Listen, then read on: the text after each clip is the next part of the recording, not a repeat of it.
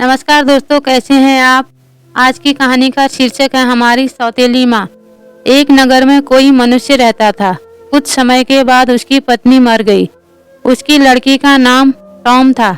एक दिन उसने दूसरा विवाह कर लिया। उसकी सौतेली माँ बालिका से स्नेह नहीं करती थी। पूरे दिन काम करके भूखी बालिका सो जाती थी।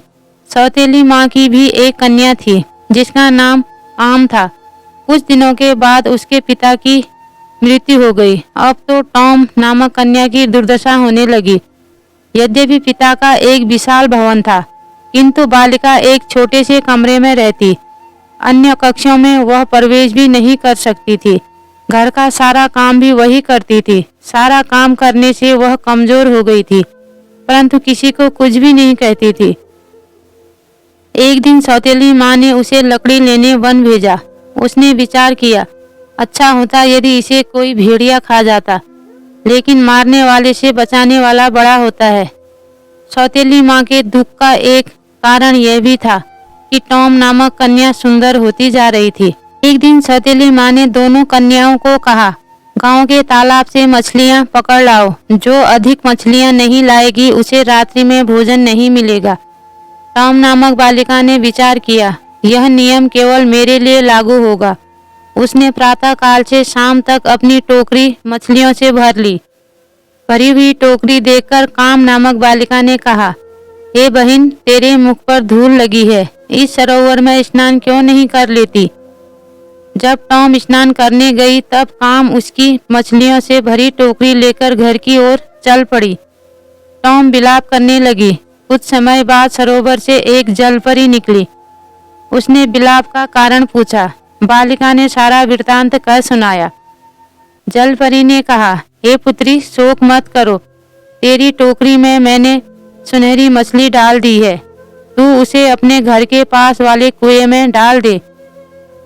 वह तुम्हारी मन की इच्छा पूर्ण करेगी। उसने वैसा ही किया।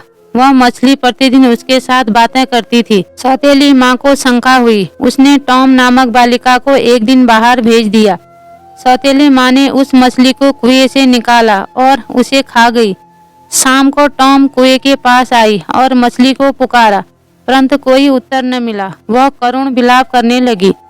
तब जलपरी ने कहा, शोक मत कर, मछली की हड्डियों को अपने कमरे में गाड़ दे। टॉम नामक कन्या ने वैसा ही किया। उस समय उसे एक सुंदर साड़ी मिली। दूसरे दिन उत्सव था। सौतेली माँ ने चावल और चने मिलाकर टॉम नामक कन्या को कहा, तू इन चावलों में से चनों को अलग कर। ऐसा कहकर सौतेली माँ अपनी लड़की के साथ मेला देखने चली गई। आंसू बहाती हुई कन्या ने विचार किया, मैं साड़ी पहनकर मेले में कैसे जाऊंगी। उसी समय हजारों चिड़ियाएं वहां आ गई। क्षण भर में ही चावलों में से चनों को अलग कर दिया। वह शीघ्र ही साड़ी और जूते पहनकर राजकुमारी की तरह मेले में पहुंची। उसे आई देखकर काम नामक बालिका ने माँ के कान में कहा, यह बालिका जो राजकुमारी जैसी लग रही है, क्या यही टॉम है। सौतेली माँ को देखकर टॉम नामक बालिका भय के कारण भागने लगी। उसका एक जूता वहीं गिर पड़ा।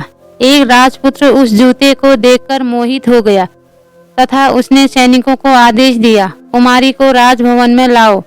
सैनिक ढूंढकर उसे वहां ले आए। सुंदरी बालिका को देखकर राजपुत्र ने उसे महारानी बना दिया। यह देखकर सौतेली माँ बहुत दुखी हुई। एक दिन पिता के श्राद्ध में टॉम अपने पिता के घर आई। ऊपर से प्रसन्न सौतेली माँ ने कहा, पेड़ से नारियल के फल तोड़कर याचकों को बांटो। जब वह वृक्ष पर चढ़ी तो सौतेली माँ ने वृक्ष को काट दिया। वह स्वयं रोती हुई राजा को कहने लगी, हाय, मेरी पुत्री नारियल के वृक्ष से गिरकर मर गई। और गिरी हुई बालिका को उठाकर एक वृद्धा स्त्री अपने घर ले गई तथा उसका उपचार भी किया।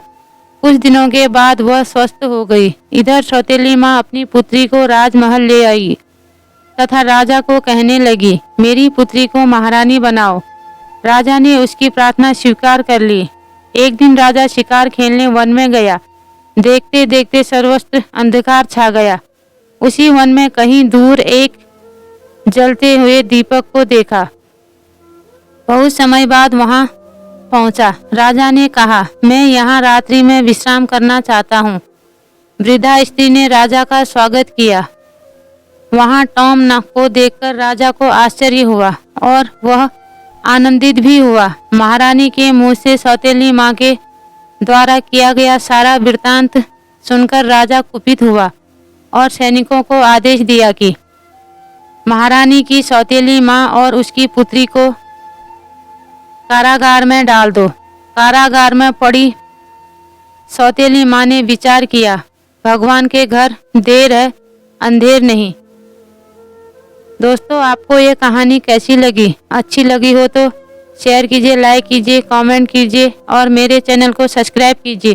पूरी कहानी सुनने के लिए आपका बहुत बहुत धन्यवाद।